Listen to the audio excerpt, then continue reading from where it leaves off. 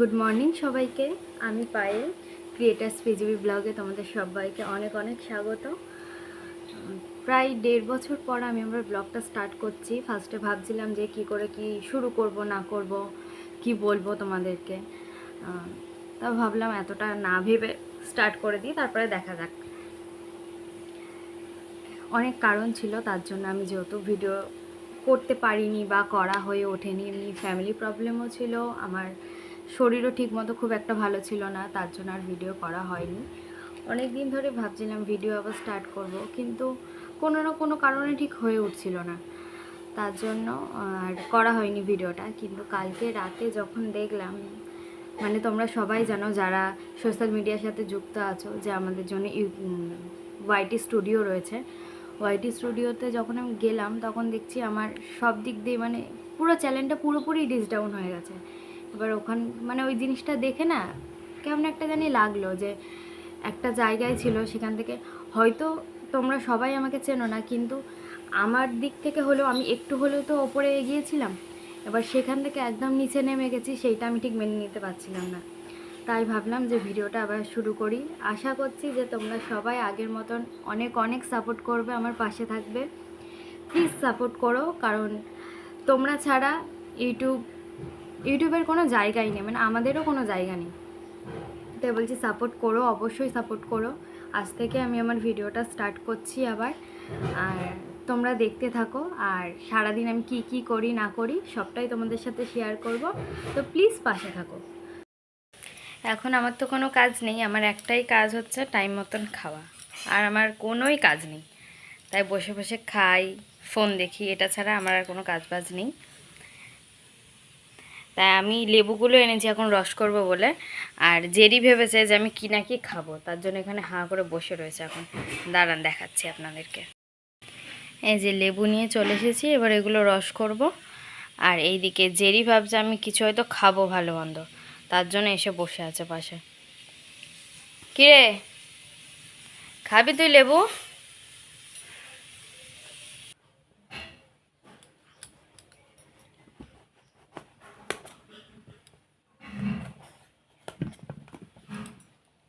ছুরিটা যখন কিনেছিলাম তখন অনেক ধার ছিল, এখন দেখছি ধারটা আস্তে আস্তে কমে যাচ্ছে। লেবুটাও ঘষে ঘষে কাটতে হচ্ছে।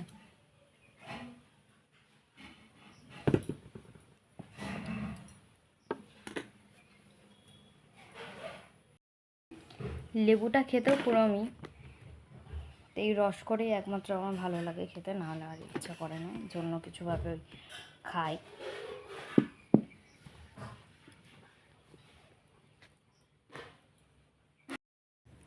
আমার এইদিকে লেবু রস করা হয়ে গেছে, তো রসটা খেয়ে নিয়ে আমি আপনাদেরকে দেখাচ্ছি। আমার মা আজকে খুব ব্যস্ত আছে, জামাই আজকে বাড়িতে খাবে, সেই জন্য রান্নার তোড়জোড় চলছে। তো আপনাদের সাথে দেখা হচ্ছে খুব শিগগির। আমার মা আজকে রান্নায় বিশাল ব্যস্ত আছে।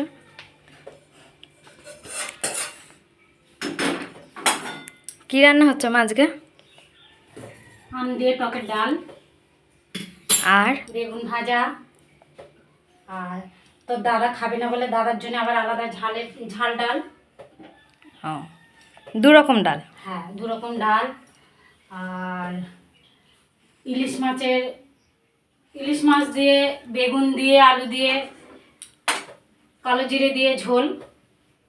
আর আর ইলিশ মাছ ভাপা। বাহ।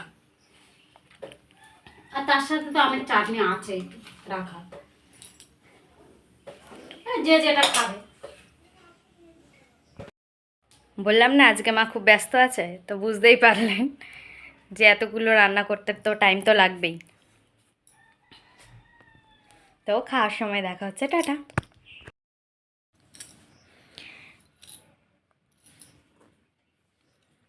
এখন বাজে 3:36। তো আজকে অনেকটাই দেরি হয়ে গেল খেতে গিয়ে। ওদেরকে ফোন করেছিলাম, ওরা বললো কাজ থেকে আসতে এখন অনেক দেরি হবে, তার জন্য আমি বসেছিলাম যে একসাথে খাবো, তো অনেকটাই তার জন্য দেরি হয়ে গেল। ওরা বললো দেরি হবে, তার জন্য আমি আর মা এখন খেয়ে নেবো। আর দেখলেনি তো অনেকটা দেরি হয়ে গেছে, তো আর দেরি না করে খেয়ে নিই। তো দেখতে থাকুন।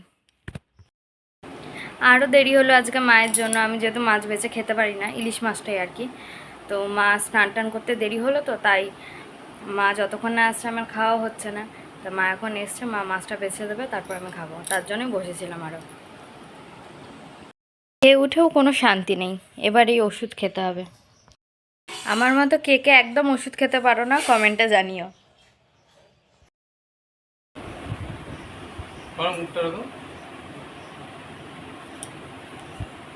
আমি একটু শুয়ে পড়েছিলাম, ততক্ষণ দেখি ওরা চলে এসেছে, মা ভাত দিয়ে দিয়েছে, এবার খেতে বসবে।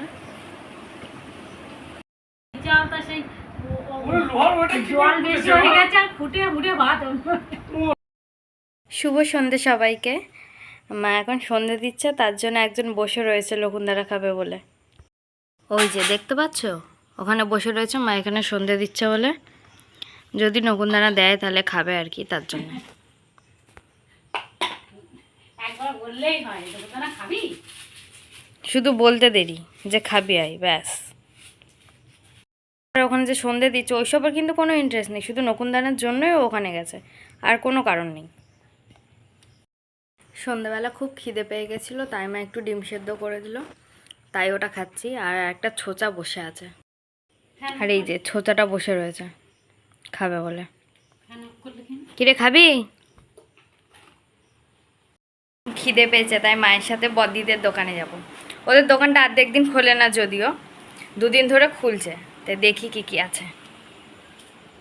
এখন আমার এইগুলো খাওয়ার ইচ্ছা হয়েছে, আর একটা ছোচা এখানে জিভ বার করে দাঁড়িয়ে রয়েছে, যে আমি না খেয়ে প্যাকেটটা সময় যদি ওকে দিয়ে দিই মনে হয় শান্তি পাবে। আমার একটা বান্ধবী এসেছিলো, তারকেশ্বর গেছিলো, তো আমি যেন প্রসাদ এনে দিয়েছে, প্রসাদ আর এই যে তেঁতুলের আচার। তো আজকের মতো ব্লগটা এখানেই শেষ করছি, টাটা, শুভরাত্রি।